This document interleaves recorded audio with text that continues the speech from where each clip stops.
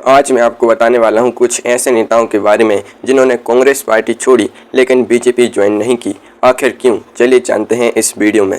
Number 7, Kapil Sibal. सुनिए एक दिलचस्प बात। 30 साल, पूरे 30 साल तक कांग्रेस की वकालत करते रहे और हम सिर्फ मुहावरे में नहीं कह रहे। कपिल सिब्बल पेशे से भी वकील हैं, सुप्रीम कोर्ट के वरिष्ठ अधिवक्ता, राजीव गांधी के ज़माने में कांग्रेस से जुड़े और दशकों तक पार्टी के सबसे तेज तर्रार चेहरों में से एक रहे। यूपीए सरकार में मानव संसाधन मंत्री रहे, शिक्षा का अधिकार कानून उनके कार्यकाल में ही आया। दूरसंचार मंत्री रहे, कानून मंत्री रहे। जब भी कांग्रेस पर कोई बड़ा हमला होता था, अदालत में, संसद में, कैमरे पर, सिब्बल साहब हमेशा आगे खड़े मिलते थे। लेकिन यहाँ एक सवाल उठता है, इतनी वफादारी के बाद आखिर उन्होंने पार्टी क्यों छोड़ी और छोड़ने के बाद बीजेपी में क्यों नहीं गए? इसका जवाब आगे मिलेगा। पहले एक और बात, क्या आप जानते हैं कि 2004 में जब सिब्बल साहब लोकसभा चुनाव लड़े तो उन्होंने दिल्ली की चांदनी चौक सीट से स्मृति ईरानी को हराया था।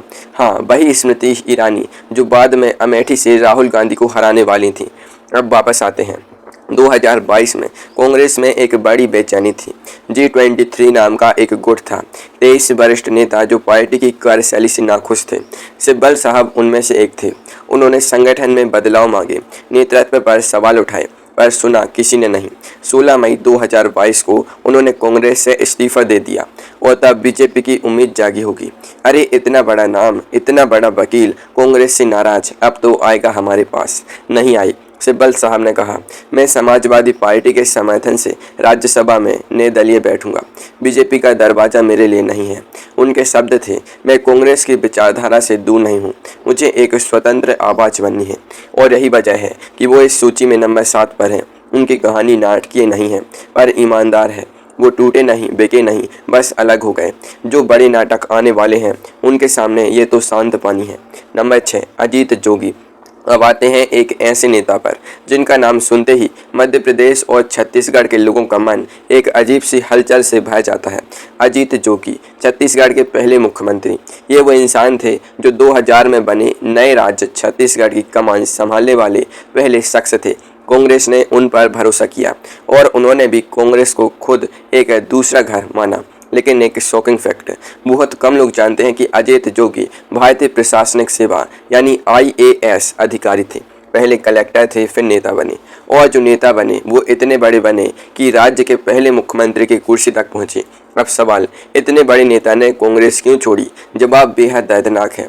2016 में उनके बेटे अमित जोगी को पार्टी ने एक उपचुनाव में कथित धांधली के आरोप में निलंबित कर दिया और अजीत जोगी को लगा बेटे के साथ अन्याय हुआ है।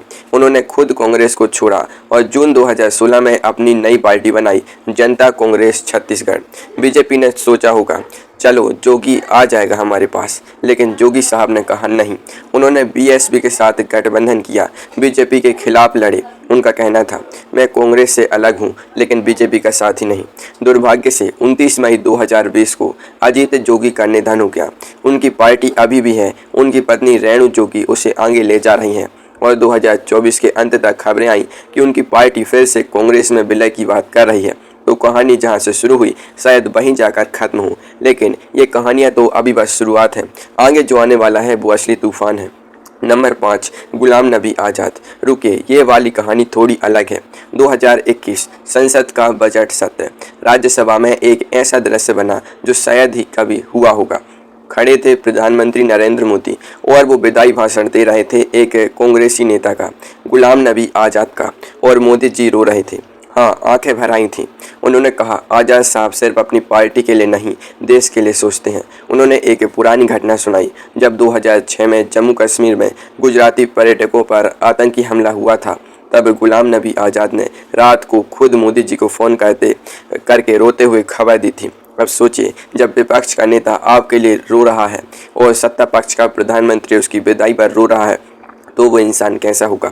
गुलाम नबी आज़ाद ने 5 दशक कांग्रेस को दिए, जम्मू कश्मीर के मुख्यमंत्री रहे, राज्यसभा में नेता प्रतिपक्ष रहे, 5 केंद्रीय मंत्रालय संभाले। लेकिन एक शॉकिंग फैक्ट है कि आप जानते हैं कि गुलाम नबी आज़ाद के इस्तीफे की 5 पन्नों की चिट्ठी में उन्होंने एक जगह राहुल गांधी की बचकानी सोच का जिक्र किया था। उन्होंने लिखा था कि जो भी मजबूत नेता कांग्रेस में बचा था उसे या तो निकाल दिया गया या किनारे कर दिया गया। 26 अगस्त 2022 को उन्होंने 50 साल का साथ तोड़ दिया, अपनी पार्टी बनाई डेमोक्रेटिक प्रोग्रेसिव आज़ाद पार्टी और बीजेपी। उन्होंने बीजेपी ज्वाइन करने का नाम भी नहीं लिया। हालांकि कुछ लोगों ने उन पर बीजेपी की बी टीम का आरोप लगाया, उन्होंने हमेशा इससे इनकार किया। अप्रैल 2025 में खबर आई कि उन्होंने अपनी पार्टी की सभी इकाइयां भंग कर दी हैं। राजनीतिक भविष्य अनिश्चित है। 5 दशक की मेहनत, एक चिट्ठी और फिर खामोशी। जैसा कहते हैं, उम्र भर दिया चिराग ए वफा जलाकर, आखिर में हवा को ही दोष दे चले। नंबर 4, विश्वनाथ प्रताप सिंह। अब एक ऐसी नेता की बात करते हैं जिन्होंने कांग्रेस छोड़ी और प्रधानमंत्री बन गए। बीपी सिंह, पूरा नाम विश्वनाथ प्रताप सिंह। ये उत्तर प्रदेश के एक राजघराने से थे। 10 साल की उम्र में इनके सिर पर राजगद्दी आ गई थी। सोचिए, जिस उम्र में बच्चे खेलते हैं उस उम्र में ये बच्चा राजा था। राजघराने से निकलकर राजनीति में आए, कांग्रेस से जुड़े, उत्तर प्रदेश के मुख्यमंत्री बने, राजीव गांधी जी की सरकार में वित्त मंत्री बने और वहाँ जो काम किया वो भी कम चौंकाने वाला नहीं था। 1985-86 का उनका बजट इतना दमदार था कि अर्थशास्त्री आज भी उसकी चर्चा करते हैं। फिर उन्हें रक्षा मंत्री बनाया गया और यहीं से कहानी मुड़ती है। बोफोर्स तोप घोटाला, स्वीडन से खरीदी गई तोपों में कमीशन के आरोप। बीपी सिंह ने इस मामले की जांच शुरू की। जांच राजीव गांधी के करीब तक पहुंचती दिखी और 1987 में बीपी सिंह ने मंत्री पद से इस्तीफा दे दिया, फिर कांग्रेस से भी। अब सुनिए वो शॉकिंग फैक्ट जो बहुत कम लोगों को पता है। बीपी सिंह जब पीएम बने तो बीजेपी के भारी समर्थन से सरकार बनी थी, लेकिन बाद के सालों में उन्होंने खुद कहा बीजेपी एक बीमारी है। सोचिए, जिनके समर्थन से पीएम की कुर्सी मिली, बाद में उन्हीं को बीमारी कह दिया। 1990 में उन्होंने मंडल कमीशन लागू किया, ओबीसी आरक्षण का वो फैसला जिसने भारत की राजनीति को पलट कर रख दिया। उसके बाद उनकी सरकार गिर गई, पर वो फैसला आज भी जिंदा है। 2008 में उनका निधन हुआ। उस दिन दुनिया का ध्यान मुंबई हमलों पर था और बीपी सिंह को ठीक से विदाई भी नहीं मिली। इस सूची में नंबर 40 ले, क्योंकि उन्होंने देश की राजनीति को हमेशा के लिए बदला।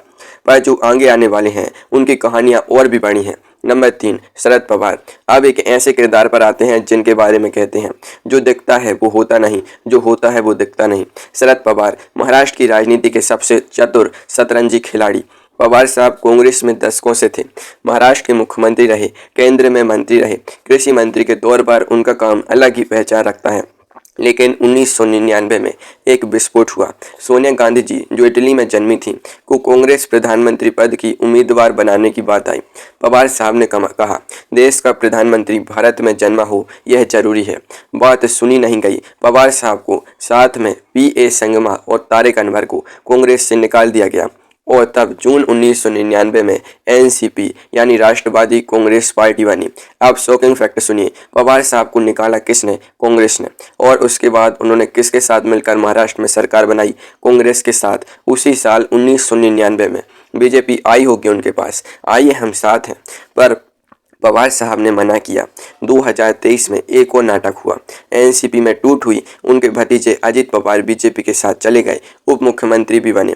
शरद पवार ने कहा, मैं नहीं जाऊंगा उस रास्ते पर। 84 साल की उम्र में भी वो बीजेपी के विरोध में खड़े हैं।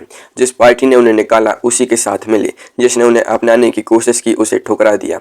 राजनीति में इसे कहते हैं असली खिलाड़ी। नंबर 2, जगन मोहन रेड्डी। अब एक ऐसी कहानी जो शुरू होती है दर्द से और खत्म होती है इतिहास से। 2 सितंबर 2009 आंध्र प्रदेश के मुख्यमंत्री वाईएस राजशेखर रेड्डी का हेलीकॉप्टर नल्लामला के जंगलों में दुर्घटनाग्रस्त हो गया, निधन हो गया। पूरा राज्य रो रहा था। जिस नेता ने किसानों के लिए लड़ाई लड़ी, बिजली मुफ्त दी, पानी दिया, वो अचानक चला गया। और उनके बेटे जगन, जो उस वक्त मात्र 36 साल के थे, कांग्रेस के सांसद थे। जगन ने सोचा, पिताजी के क्षेत्र में जाकर लोगों से मिलूंगा, शोक यात्रा करूंगा। कांग्रेस हाईकमान ने रोका, कहा यह पार्टी विरोधी गतिविधि है। और यहीं से शुरू हुआ वो टकराव जिसने आंध्र की राजनीति को पलट दिया। जगन ने महसूस किया उनके पिता ने अपनी पूरी जिंदगी कांग्रेस को दी और उनके जाने के बाद पार्टी बेटे को अपमानित कर रही है। 2010 में जगन ने कांग्रेस छोड़ दी, एमपी की सीट छोड़ दी और 2011 में वाईएसआरसीपी यानी वाईएसआर कांग्रेस पार्टी बनाई। शॉकिंग फैक्ट, 27 मई 2012 को जगन मोहन रेड्डी को सीबीआई ने गिरफ्तार किया भ्रष्टाचार के आरोपों में और वो 16 महीने जेल में रहे। सितंबर 2013 में जमानत मिली। बीजेपी वालों ने सोचा होगा अब तो आ ही गया, नहीं आए। जेल से निकले, पदयात्रा की, 3600 किलोमीटर से ज़्यादा पैदल चले और 2019 में 175 में से 151 सीटें जीती। मुख्यमंत्री बने, 2024 में हार गए पर बीजेपी के साथ नहीं आए। जो दर्द से उठा, जिससे जेल हुई, जो अकेला पड़ा, उसने अपना रास्ता खुद बनाया। नंबर 1, ममता बनर्जी। भारतीय राजनीति में एक कहावत है, जो बीज बोया जाता है वही फसल काटनी पड़ती है। कांग्रेस ने 1997 में एक बीज बोया था, उसका नाम था ममता बनर्जी। ममता दी कांग्रेस में 26 साल रहीं। 15 साल की उम्र में राजनीति में आई। स्कूल में पढ़ते हुए कांग्रेस की छात्र शाखा बनाई। राजीव जी के बेहद करीबी थी, लेकिन पश्चिम बंगाल कांग्रेस में उनके साथ लगातार भेदभाव हुआ। 1992 और 1997 में पार्टी के प्रदेश अध्यक्ष पद के लिए लड़ी, दोनों बार हारी। आरोप लगे कि चुनाव में धांधली हुई। 1997 में आखिरकार उन्होंने कांग्रेस को अलविदा कहा। 1998 में तृणमूल कांग्रेस बनाई। अब यहाँ वो शॉकिंग फैक्ट आता है जो बहुत कम लोग जानते हैं। ममता बनर्जी ने 1999 में बीजेपी के नेतृत्व वाले एनडीए गठबंधन को ज्वाइन किया। प्रधानमंत्री अटल बिहारी वाजपेयी की सरकार में रेल मंत्री बनी और 2000 में देश का रेल बजट पेश करने वाली पहली महिला बनी। यानी वो जो आज बीजेपी की सबसे बड़ी विरोधी हैं, वो खुद एक बार बीजेपी सरकार में मंत्री थी और एनडीए से अलग होने के बाद 2004 से 2012 तक कांग्रेस के यूपीए के साथ रहीं। 2012 में यूपीए से भी अलग हो गई। 2011 में पश्चिम बंगाल में 34 साल के वामपंथी शासन को उखाड़ फेंका। मुख्यमंत्री बनी 2016 में दूसरी बार, 2021 में तीसरी बार और 2021 में तो वो किस्सा हुआ जो पूरा देश देखता रह गया। बीजेपी ने पूरी ताकत झोंकी। मोदी जी खुद दर्जनों रैलियां की। अमित शाह जी महीनों बंगाल में डेरा डाले रहे और ममता दी चोट खाने के बाद व्हील चेयर पर बैठकर चुनाव जीतती रही। लेकिन 2026 में, मई 2026 में बीजेपी ने पहली बार पश्चिम बंगाल जीत लिया। जो काम 2021 में नहीं हुआ था वो 2026 में हो गया। पर ममता बनर्जी बीजेपी में नहीं गई, जिसने कांग्रेस छोड़ी, जो बीजेपी से लड़ती रहीं और अंत में बीजेपी से हार भी गईं, लेकिन कभी भी उनके सामने नहीं झुकी। कहते हैं समा और परवाने की कहानी में एक जलता रहा, एक उड़ता रहा, पर दोनों ने अपनी राह नहीं बदली। ममता बनर्जी इस सूची में नंबर 1 इसलिए हैं क्योंकि उन्होंने कांग्रेस छोड़ी, बीजेपी के साथ गई, बीजेपी से लड़ी, बीजेपी से हारी, लेकिन कभी बीजेपी नहीं बनी। यही है असली राजनीतिक स्वाभिमान।